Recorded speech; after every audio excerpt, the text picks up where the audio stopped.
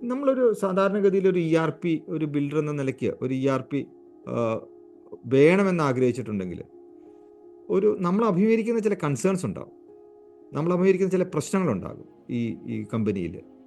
സാധാരണഗതിയിൽ എന്തൊക്കെ പ്രശ്നങ്ങളാണ് നമ്മൾ ഈ ഇ ആർ പി തിരഞ്ഞെടുക്കാൻ നമ്മളെ പ്രേരിപ്പിക്കുന്നത്? അതോടൊപ്പം തന്നെ ഇ ആർ പി തിരഞ്ഞെടുക്കുമ്പോൾ നമ്മൾ അഭിമുഖീകരിക്കുന്ന പ്രശ്നങ്ങൾ എന്തൊക്കെയാണെന്ന് പറയാമോ? അതെ, മിക്ക ഫൗണ്ടേഴ്സിന് അല്ലെങ്കിൽ ഒരു ഓണേഴ്സ് ഓഫ് ദി കമ്പനി അവർക്ക് ഇ ആർ പിയിലേക്ക് പോകണമെന്നുണ്ടാവും. പക്ഷെ എപ്പോഴും ആ പോണം എന്നുള്ള ആഗ്രഹവും ആക്ച്വലി ഇ ആർ പി എടുക്കുന്നതും തമ്മിൽ വലിയൊരു ഗ്യാപ്പ് ഉണ്ടാവും. അതാണ് ഈ കൺസേൺസ്. അപ്പൊ അതിൽ പല കൺസേൺസ് നമ്മൾ ടിപ്പിക്കലി കാണാറുണ്ട് നമ്മൾ സംസാരിക്കുമ്പോൾ, ഇങ്ങനെയുള്ള ഫൗണ്ടേഴ്സിനോട് സംസാരിക്കുമ്പോൾ. ഇപ്പൊ ഒരു ഓണർ എന്നുള്ള നിലയ്ക്ക് ഒരു സ്ട്രാറ്റജിക് ലെവലിൽ ആലോചിച്ചാൽ അദ്ദേഹത്തിന്റെ ഡൗട്ട് എന്ന് പറഞ്ഞിട്ടുണ്ടെങ്കിൽ, ഇങ്ങനെ ഒരു ഇ ആർ പി ചെയ്യുന്നത് കൊണ്ട് എന്റെ ഓർഗനൈസേഷന് കാര്യമായ ബെനിഫിറ്റ് ഉണ്ടാവുമോ, അല്ലെങ്കിൽ ഇങ്ങനെ ഒരു ഡിജിറ്റൽ ടൂളാണ്, അതും ഇ ആർ പി എന്ന് പറയുന്നത് കുറച്ച് കോംപ്ലക്സ് ആയ ഒരു ഡിജിറ്റൽ ടൂൾ തന്നെയാണ്. വളരെ സിമ്പിൾ എന്ന് നമുക്ക് പറയാൻ പറ്റില്ല. കാരണം ഒരു ഓർഗനൈസേഷനിലെ എല്ലാ ഡിപ്പാർട്ട്മെന്റ്സിനെയും കണക്ട് ചെയ്യുന്ന അല്ലെങ്കിൽ ബാധിക്കുന്ന ഒരു ഡിജിറ്റൽ ടൂളാണ് ഇ ആർ പി എന്ന് പറയുന്നത്. അപ്പോൾ അതുകൊണ്ട് തന്നെ അങ്ങനെ ഒരു ഡിജിറ്റൽ ടൂൾ ഹാൻഡിൽ ചെയ്യാനുള്ള ഒരു ഡിജിറ്റൽ മെച്യൂരിറ്റി എന്റെ ടീമിനുണ്ടോ, അല്ലെങ്കിൽ എന്റെ കൂടെ ഒരുപാട് വർഷമായിട്ട് നിൽക്കുന്ന വിശ്വസ്തരായ കുറെ ആൾക്കാരുണ്ട്, അവർക്ക് ഇതുമായിട്ട് പൊരുത്തപ്പെടാൻ പറ്റുമോ? അങ്ങനെയുള്ള ചോദ്യങ്ങളായിരിക്കും ടിപ്പിക്കലി ഒരു സ്ട്രാറ്റജിക് ലെവലിൽ അവർക്ക് ഉണ്ടാവും. ഇനി ഒരു ഓപ്പറേഷണൽ ലെവലിൽ വരുമ്പോൾ, ഒരു കൺസ്ട്രക്ഷൻ ഇൻഡസ്ട്രിയുടെ കാര്യത്തിൽ അറിയാലോ, ഒരു ഹെഡ് ഓഫീസ് മാത്രമല്ല, നമുക്ക് ഒരുപാട് സൈറ്റുകൾ ഉണ്ടാവും. അത് തന്നെ പല റിമോട്ട് പ്ലേസസിലും ഉണ്ടാവും, ചിലപ്പോൾ ഇൻഫ്രാ പ്രോജക്ട്സ് ഒക്കെ ആണെങ്കിൽ. അപ്പോൾ അങ്ങനെയുള്ള സൈറ്റുകളിൽ നിന്ന് എങ്ങനെ ഡേറ്റ ക്യാപ്ചർ ചെയ്യും? അവിടെ വർക്ക് ചെയ്യുന്ന ഒരു പ്രോജക്ട് മാനേജറോ അല്ലെങ്കിൽ പ്രോജക്ട് എഞ്ചിനീയറോ ആ ഒരു ഡേറ്റ ഇതിലേക്ക് കറക്റ്റ് ആയിട്ട് ഇടുമോ? അല്ലെങ്കിൽ അവിടെ ഒരു സ്റ്റോർ കീപ്പർ ഉണ്ടെങ്കിൽ അദ്ദേഹം എങ്ങനെ ഇതിലേക്ക് ഡേറ്റ ഇൻപുട്ട് ചെയ്യും? ഇങ്ങനെയുള്ള കൺസേൺസ് ഒരു ഓപ്പറേഷണൽ ലെവലിൽ ഉണ്ടാവും. ഇനിയിപ്പോ ഒരു ഫിനാൻഷ്യൽ ലെവലിൽ ആലോചിച്ചാൽ അദ്ദേഹം ആലോചിക്കും, ഇ ആർ പി എന്ന് പറയുന്നത് ഒരു വളരെ ചീപ്പായ ഒരു ഡിജിറ്റൽ ടൂൾ അല്ല. അപ്പൊ ഞാൻ ഇത്രയും കാശ് മുടക്കുമ്പോൾ അതിനുള്ള ഒരു ബെനിഫിറ്റ് എങ്ങനെ എനിക്ക് ഉണ്ടാക്കിയെടുക്കാൻ സാധിക്കും? ഇനി ഒരു ഐ ടി വെൻഡർ ആണ് എനിക്ക് ഇ ആർ പി തരുന്നത്, അയാൾ വളരെ ട്രാൻസ്പെറന്റ് ആയ ഒരു പ്രൈസിങ് എന്നോട് പറയൂ, അത് പല ഹിഡൻ കോസ്റ്റുകൾ ഉണ്ടാവുമോ, അതെങ്ങനെ എനിക്ക് ഒഴിവാക്കാൻ സാധിക്കും എന്നുള്ള ടൈപ്പ് ക്വസ്റ്റ്യൻ, ഒരു ഡൗട്ട്സ് ഉണ്ടാവും, കൺസേൺസ് ഉണ്ടാവും. ഇനി ഒരു ടെക്നിക്കൽ ലെവലിൽ ആലോചിച്ചാല്, നമ്മുടെ ഡേറ്റ, എന്റെ ഇന്റേണൽ ഡേറ്റയാണ് പലതും ഇതിൽ സ്റ്റോർഡ് ആവുന്നത്, അതാണ് എന്റെ യു എസ് പി. അപ്പൊ ഞാൻ പലതും ബൈ ചെയ്യുന്ന കോസ്റ്റ് പുറത്തു പോകാനായിട്ട് എനിക്ക് താല്പര്യമില്ല, അല്ലെങ്കിൽ എന്റെ ഒരു ട്രസ്റ്റഡ് വെൻഡർ സപ്ലയറിന്റെ പേര് പുറത്തു പോകാൻ എനിക്ക് താല്പര്യമില്ല. അപ്പൊ ഈ ഡേറ്റ എല്ലാം സ്റ്റോർ ചെയ്യുന്നത് വളരെ സേഫ് ആയിട്ടാണോ, സെക്യൂർഡ് ആയിട്ടാണോ എന്നുള്ള കൺസേൺസ് ഉണ്ടാവാം.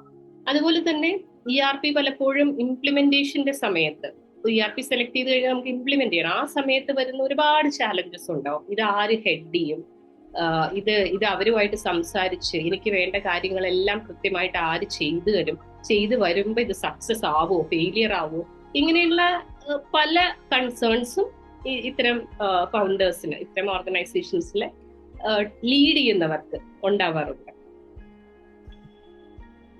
ഈ കൺസേൺസ് ഒക്കെ സാധാരണഗതിയിൽ നമ്മൾ അഭിമുഖീകരിക്കുന്ന കൺസേൺസ് തന്നെയാണ്. ഒരു ഫൗണ്ടറെ സംബന്ധിച്ചിടത്തോളം അനുദിന ജീവിതത്തിൽ ഇങ്ങനെയുള്ള കൺസേൺസ് എല്ലാം കടന്നു വരുന്നുണ്ട്. ഉദാഹരണത്തിന് ഇപ്പോൾ ഡിജിറ്റൽ മെച്യൂരിറ്റിയെ കുറിച്ച് പറഞ്ഞു. ഡിജിറ്റൽ മെച്യൂരിറ്റി എന്ന് പറഞ്ഞാൽ സാധാരണഗതിയിൽ ഇപ്പോൾ ഇങ്ങനെയുള്ള കമ്പനികളൊക്കെ നമ്മൾ കണ്ടിട്ടുള്ളത്, നമ്മൾ ഡീൽ ചെയ്തിട്ടുള്ള കമ്പനികളിലെല്ലാം കണ്ടിട്ടുള്ളത്, അവിടെ ഉപയോഗിക്കുന്നത് എക്സൽ ഷീറ്റുകളായിരിക്കും. എക്സൽ ഷീറ്റിൽ നിന്നാണ് പെട്ടെന്ന് നമ്മളൊരു ഇ ആർ പിയിലേക്ക് പോകുന്നത്. അത് വലിയൊരു ചലഞ്ച് ഉണ്ടാക്കുന്നതായിട്ടാണ് കണ്ടിട്ടുള്ളത്, ഇല്ലേ? അപ്പോൾ അങ്ങനെയുള്ളൊരു ഷിഫ്റ്റ് വരുമ്പോൾ, ഒരു ട്രാൻസ്ഫോർമേഷൻ വരുമ്പോൾ എങ്ങനെയാണ് അതിനെ നമ്മൾ നോക്കിക്കാണുന്നത്?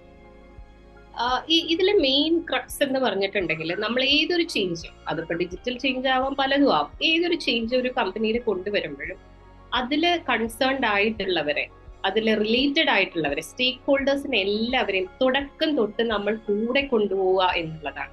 അപ്പൊ നമ്മളിങ്ങനെ ഒരു ഇ ആർ പി പ്ലാൻ ചെയ്യുമ്പോൾ തൊട്ട് ആ ഓരോ ഡിപ്പാർട്ട്മെന്റിലെ ഹെഡ്സിനെ വിളിച്ച് അവരെയും കൂടി ഇരുത്തി അവരുടെ അഭിപ്രായങ്ങൾ അറിഞ്ഞ്, അവരുടെ കൺസേൺസ് അല്ലെങ്കിൽ ഫിയേഴ്സ് അറിഞ്ഞ് അതിനെ അഡ്രസ് ചെയ്യാൻ പറ്റണം നമുക്ക്. അതാണ് ഒരു മെയിൻ തിങ്.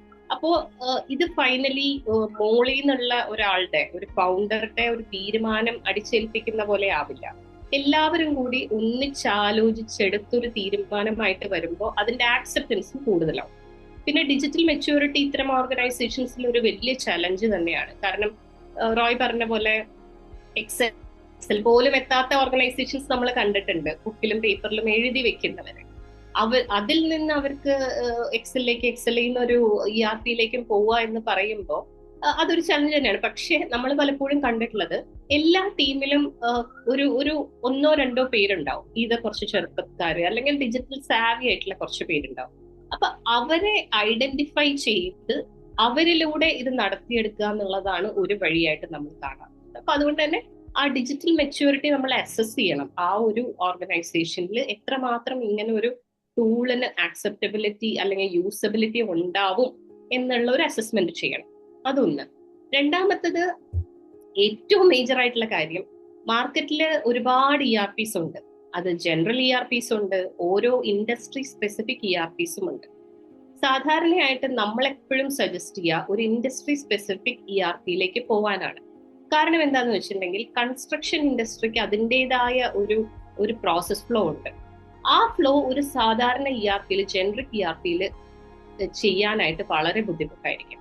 അപ്പൊ നമ്മൾ എപ്പോഴും സജസ്റ്റ് ചെയ്യും ഒരു ഇൻഡസ്ട്രി സ്പെസിഫിക് ERP എടുക്കാനായിട്ട്.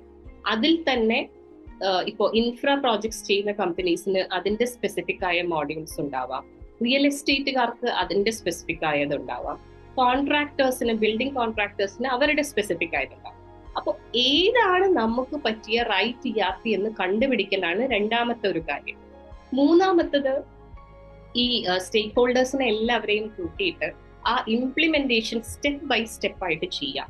ഒന്നിച്ചെല്ലാം കൂടെ ഗോ ലൈവ് പോവാതെ നമുക്കൊരു സ്റ്റേജ് വൈസ് ഡിവൈഡ് ചെയ്തിട്ട്, ഇപ്പോ സാധാരണ നമ്മൾ പറയും ഏറ്റവും ടെക് സാവി ആയിട്ടുള്ള അല്ലെങ്കിൽ ഡിജിറ്റലി സാവി ആയിട്ടുള്ളവരുടെ ഒരു ഡിപ്പാർട്ട്മെന്റ് എടുത്തിട്ട് അവരുടേത് ആദ്യം ഗോ ലൈവ് പോവാം.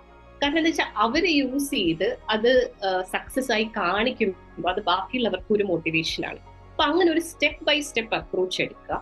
പിന്നെ അത് കൂടാതെ കണ്ടിന്യൂസ് ആയിട്ട് ട്രെയിനിങ് എപ്പോഴും. അതെ, നമ്മളൊരു വാട്സപ്പോ ഫേസ്ബുക്കോ ഒക്കെ നമ്മൾ ഒറ്റ ദിവസം കൊണ്ട് പഠിച്ചതല്ലല്ലോ. ഓരോ പുതിയ ഫീച്ചറും നമ്മൾ പടിപടിയായി പഠിച്ചെടുക്കുക. അപ്പൊ അതുപോലെ ഒരു കണ്ടിന്യൂസ് ട്രെയിനിങ് ആൻഡ് സപ്പോർട്ടും കൂടെ കൊടുത്താൽ ഈ ഒരു ERP ഇംപ്ലിമെന്റേഷൻ നമുക്ക് ട്രാൻസ്പെറൻറ്റ്, സുതാര്യമായിട്ട് സക്സസ്ഫുൾ ആയിട്ട് കൊണ്ടുപോകാൻ പറ്റും എന്നാണ് നമ്മൾ ഇതുവരെ കണ്ടിട്ടുള്ളത്.